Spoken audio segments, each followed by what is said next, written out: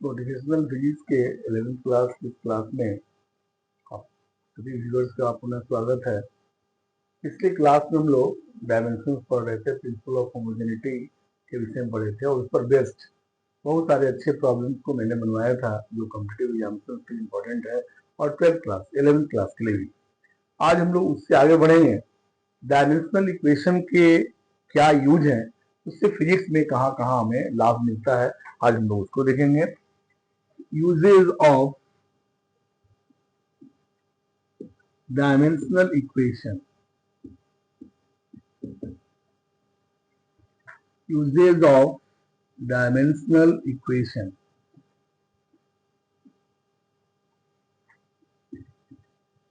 पहला यूज तो इसका ये है कि अगर हमें डायमेंशनल फॉर्मूला मालूम है तो हम लोग किसी भी फिजिकल क्वांटिटी के यूनिट को मालूम कर सकते हैं। अगर उसका डायमेंशनल फॉर्मूला है तो फिर यूनिट को मालूम किसी भी सिस्टम में किया जा सकता है। तो पहला, to find out the unit of a physical quantity, to find out the unit of a physical quantity. Example में हम लोग फोर्स का अगर डायमेंशनल फॉर्मूला लिखते हैं तो आपको मालूम है force equals mass into acceleration. Mass का m होता है, एक्सेलरेशन का 10⁻⁻²।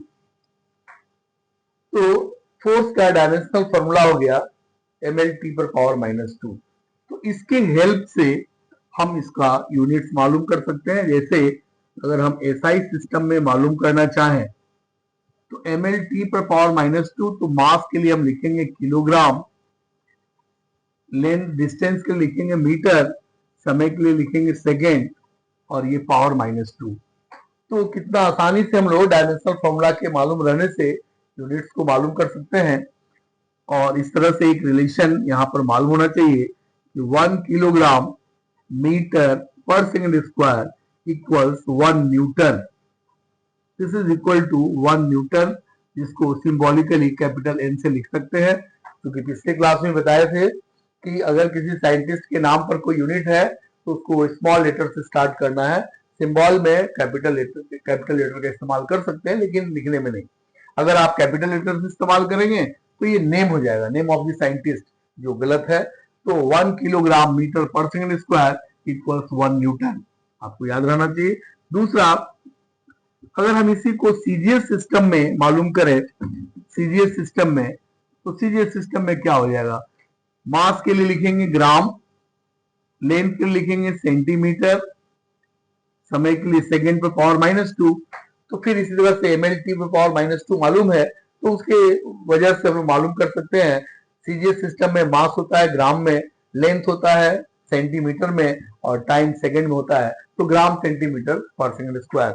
और फिर आपको ये पता होना चाहिए कि 1 ग्राम सेंटीमीटर पर सेकेंड स्क्वायर इक्वल्स 1 डाइन।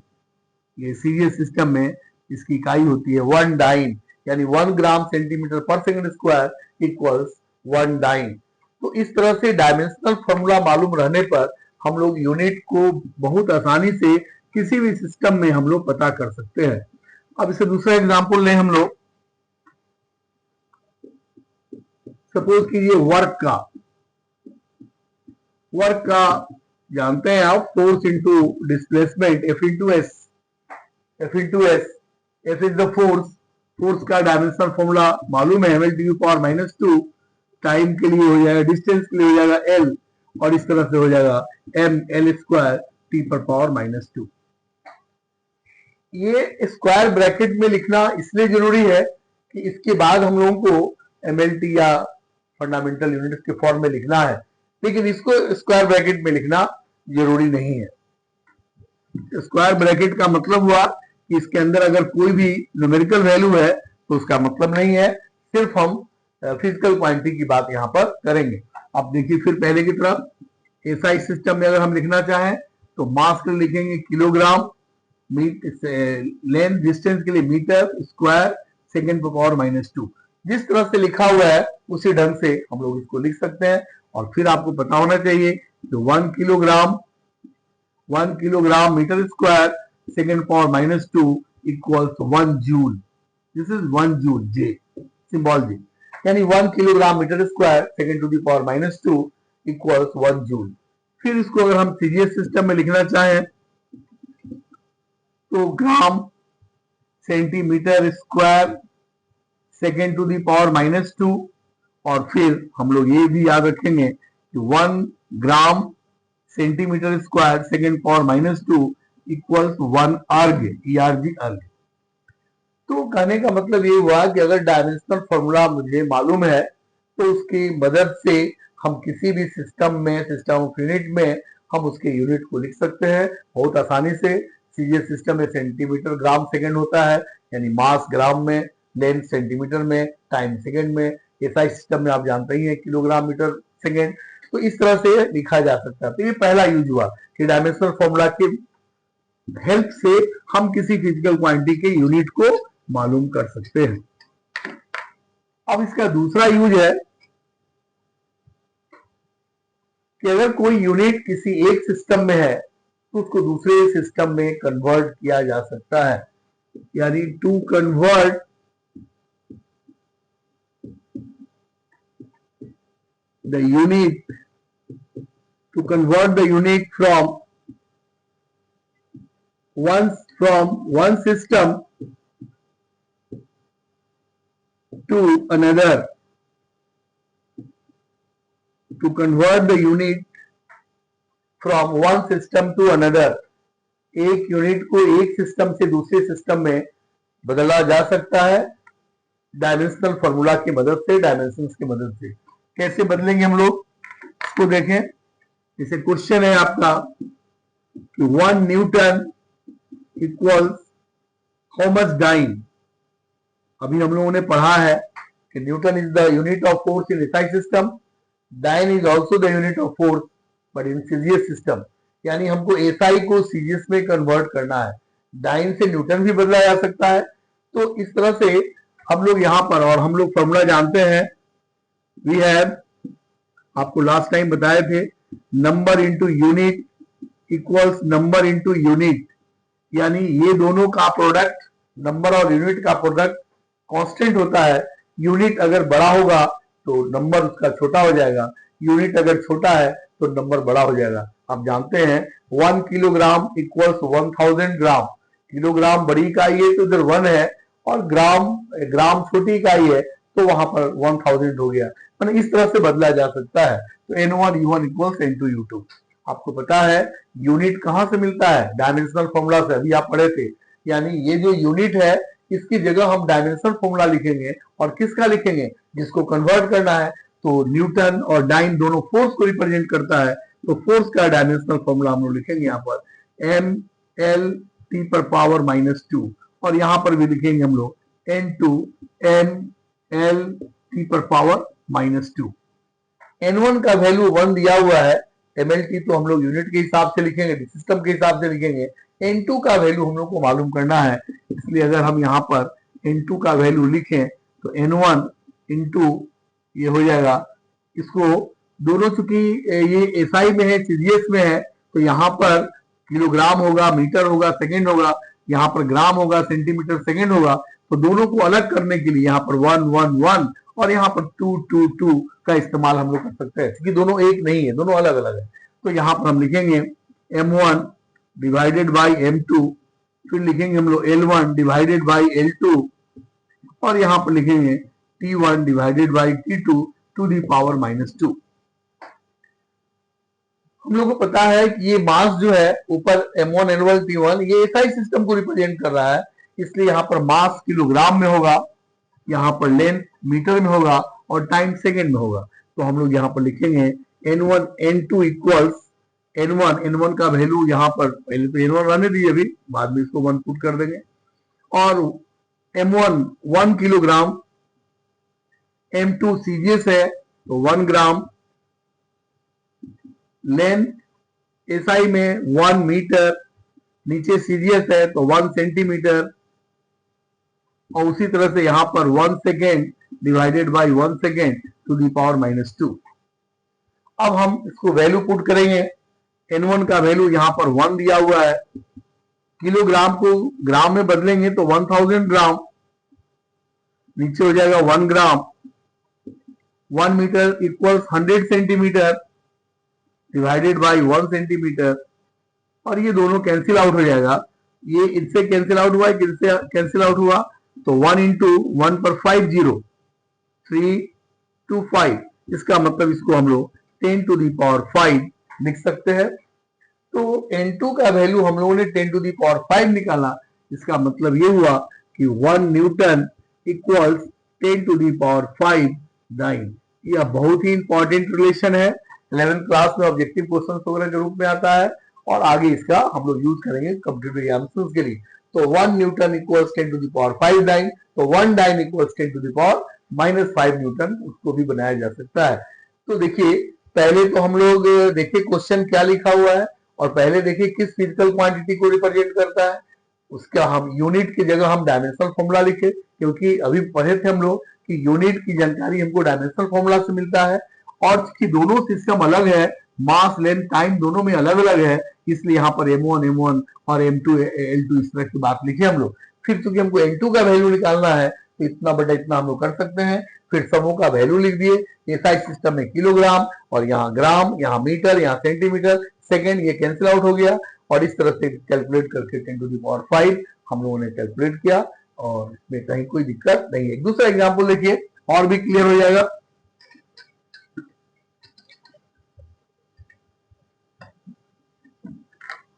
इसका दूसरा एग्जाम्पल है 1 जूल इक्वल्स हाउ मच अर्ग। अभी मैंने आपको बताया था कि joule is the SI unit of work, erg is the CGS unit of work. फिर हमको एसआई से सीजीएस में बदलना है, तो सेम वही पैटर्न हम लोग अपनाएंगे। We have N1 U1 equals N2 U2। आपको पता है U1 का मतलब यहाँ पर वर्क के लिए है, तो वर्क के लिए कितना होता है ml स्क्वायर T पर पावर -2, और यहाँ पर N2 इक्वल्स ये हो जाएगा ml स्क्वायर T पर पावर -2। लेफ्ट हैंड साइड में एसआई सिस्टम है, राइट हैंड साइड में सीजीएस सिस्टम है। यहाँ पर मास किलोग्राम में होगा, लेंथ मीटर में होगा, टाइम सेकेंड में होगा, यहाँ पर ग्राम में होगा, सेंटीमीटर होगा, सेकेंड होगा, यानी दोनों अलग है। तो अलग को करने के लिए 1 1 1 और यहाँ पर 2 2 2, ताकि दोनों सेपरेट हो जाए, कैलकुलेट करने में, कैलकुलेशन में सुविधा हो। यहाँ पर फिर हम लोग देख रहे हैं पहले की तरह N1 1 दिया हुआ है, N2 निकालना है, तो N2 कितना हो जाएगा, N2 इक्वल्स N1, और यहाँ पर इसको फिर डिवीजन के रूप में लिखेंगे, M1 divided by M2, L1 divided by L2, और पावर उस पर 2 है, यहाँ पर हो जाएगा T1 divided by T2 to the power -2। इस तरह से लिखा जा सकता है। फिर हम लोग इनका वैल्यू लिखेंगे। N1 का वैल्यू यहाँ पर 1 रख दीजिए, ये हो जाएगा 1 किलोग्राम बाई 1 ग्राम, ये हो जाएगा 1 metre divided by 1 centimetre, 1 second divided by 1 second, इसका स्क्वायर यहाँ पर पावर -2। इस तरह से हम लोग देखते हैं कि इस तरह से लिखा जा सकता है। अब इसको चेंज कर देंगे, तो 1 इंटू ये हो जाएगा 1000 ग्राम डिवाइडेड बाई 1 ग्राम, ये हो जाएगा 100 centimetre divided by 1 centimetre to the power 2, और ये दोनों कैंसिल आउट हो जाएगा 1। यहाँ पर ग्राम ग्राम कैंसिल हुआ, सेंटीमीटर सेंटीमीटर कैंसिल हुआ, ये 3 और ये 4 हो जाएगा, यानी 10 टू दी पावर 4 और 3 7, एंड 10 टू दी पावर 7। यानी हम लोग कह सकते हैं कि 1 joule equals 10 to the power 7 erg. ये भी काफी इंपॉर्टेंट रिलेशन है, ऑब्जेक्टिव्स के रूप में आता है, आगे कई तरह के न्यूमेरिकल्स को सॉल्व करने में सुविधा होगी। फिर उसी तरह से जस्ट आप देख लीजिए किस फिजिकल क्वांटिटी को कन्वर्ट करना है, उस फिजिकल क्वांटिटी का डायमेंशनल फॉर्मूला लिखिए, और चूंकि दोनों सिस्टम अलग अलग है इसलिए मास लेंथ टाइम अलग अलग होगा, वो यहाँ पर हम लोग पुट कर देंगे सिस्टम के अकॉर्डिंगली, और उसको कन्वर्ट करते हुए हम लोग यहाँ पर रिजल्ट प्राप्त करेंगे। तो 1 joule equals 10 to the power 7। तो ये एक दूसरा यूज था कि इसके डायमेंशनल फॉर्मूला के जरिए हम एक सिस्टम से दूसरे सिस्टम में यूनिट को कन्वर्ट कर सकते हैं। नंबर थर्ड, अगर कोई फिजिकल इक्वेशन डायमेंशनली करेक्ट या करेक्ट है या नहीं, उसको भी हम लोग यहाँ पर चेक कर सकते हैं। लास्ट टाइम आपको प्रिंसिपल ऑफ होमोजेनिटी पढ़ाए थे, बिल्कुल उसी पर बेस्ड है। तो थर्ड ये हुआ, to test the correctness,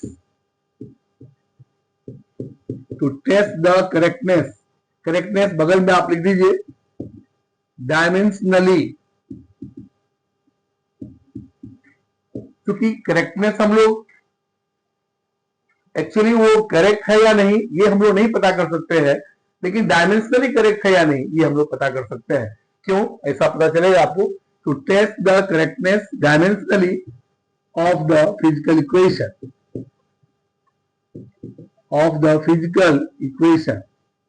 to test the correctness में कैसा? Dimensionally, to test the correctness, dimensionally correctness of the given physical equation।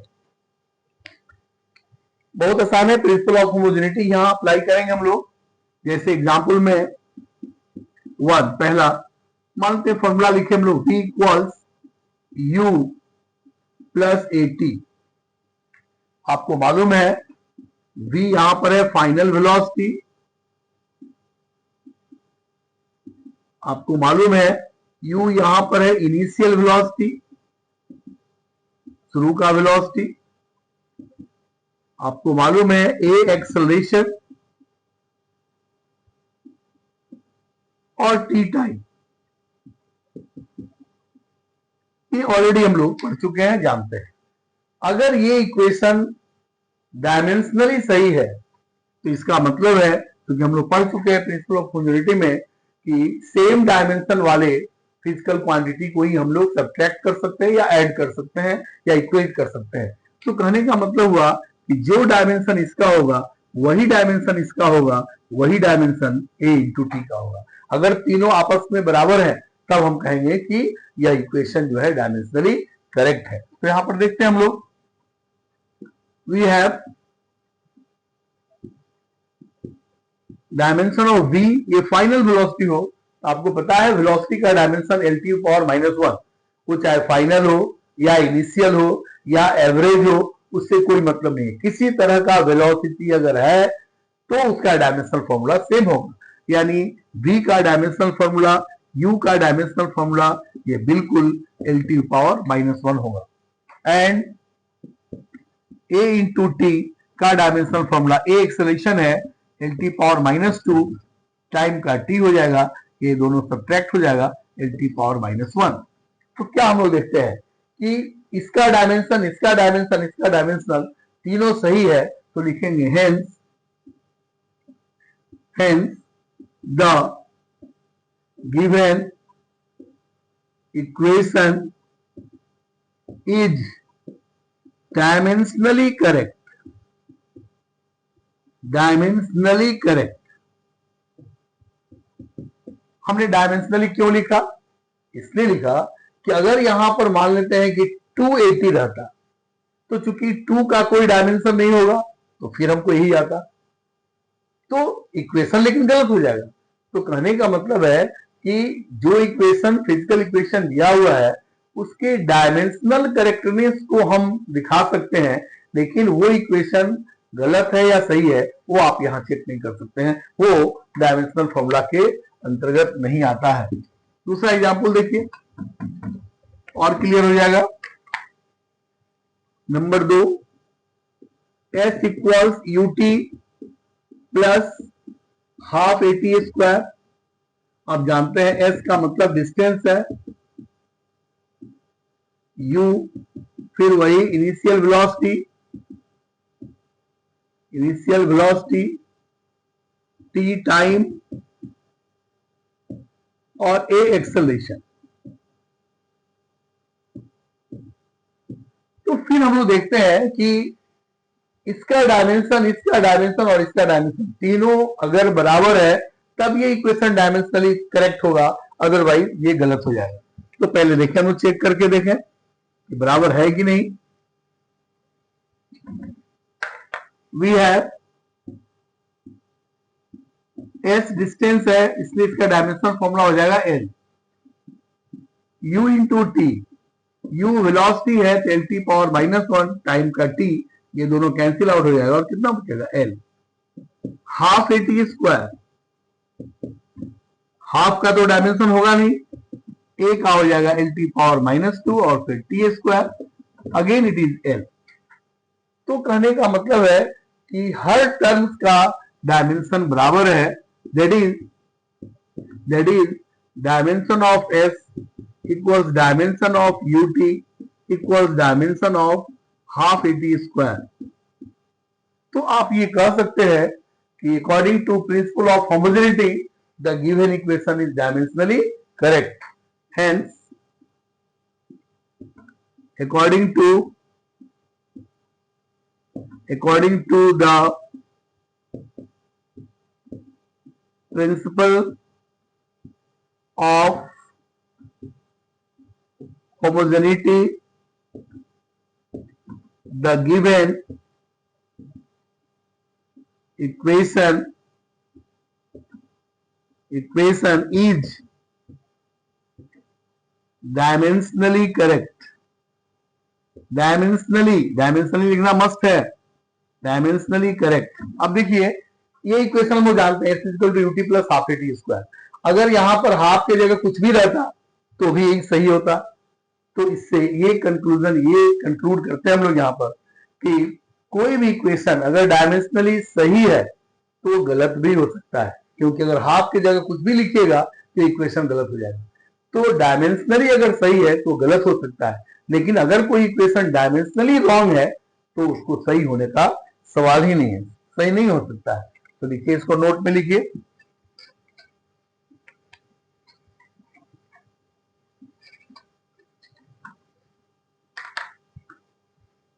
Note में लिखिए, 2 पॉइंट बहुत इंपॉर्टेंट है। पहला, a dimensionally correct equation may be a wrong physical equation। A dimensionally correct equation may be a wrong physical equation। दूसरा, a dimensionally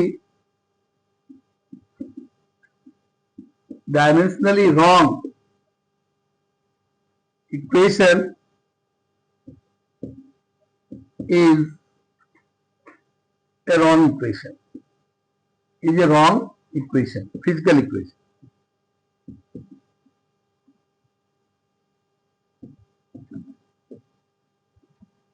तो dimensionally correct होना equation का जरूरी है। अगर वो डायमेंशनली करेक्ट नहीं है तो वो इक्वेशन बिल्कुल गलत है, फिर उसको हम आगे नहीं बढ़ा सकते हैं। तो इस तरह से हम लोग और भी यूज है जो अगले क्लास में पढ़ेंगे, और उसके बाद इस पर अच्छे प्रॉब्लम्स बताएंगे। प्लस यहाँ पर हम लोग ये भी डिस्कस करेंगे कि यूजेज हम लोग पढ़ रहे हैं डायमेंशनल इक्वेशन का, इसके बहुत सारे लिमिटेशंस भी हैं, जहां ये लागू नहीं होता है, जहां इससे हमको फ्रूटफुल रिजल्ट नहीं मिलता है, उसको भी डिस्कस करेंगे। और जितने भी तरह के टाइप्स न्यूमेरिकल होंगे उसको भी मैं डिस्कस कराऊंगा, यहाँ पर डिस्कस हम लोग करेंगे, ताकि कॉम्पिटिटिव एग्जामिनेशन में हम लोग इस चैप्टर से आने वाले क्वेश्चन से वंचित नहीं रहे। इस 11th क्लास का ये जो आप बैच देख रहे हैं, जो पढ़ाई हो रही है, जो वीडियो आप देख रहे हैं, ये स्पेशली नीट को पॉइंट ऑफ व्यू से लेकर के चल रहे हैं हम लोग। तो 11th क्लास तो है ही, प्लस नीट से आने वाले या और भी कॉम्पिटिटिव एग्जामिनेशन में आने वाले क्वेश्चन को भी हम लोग ध्यान में रख करके चल रहे हैं। तो बिल्कुल इसको पढ़िए और अपने मित्रों को बिल्कुल सजेस्ट कीजिए, सब्सक्राइब कीजिए और देखिए, ताकि आप फ्री ऑफ कॉस्ट आप पढ़ सकिए, आपके मित्र पढ़ सकें। जो बेचारे डिजर्विंग पैसे रुपए से नहीं है, वो नहीं ले सकते हैं, कोचिंग नहीं जा सकते हैं, तो कम से कम उनके लिए ये फायदेमंद होगा। और टोटल पढ़ाई यहाँ पर 12th क्लास का भी मेरा क्लास चल ही रहा है, देख ही रहे हैं।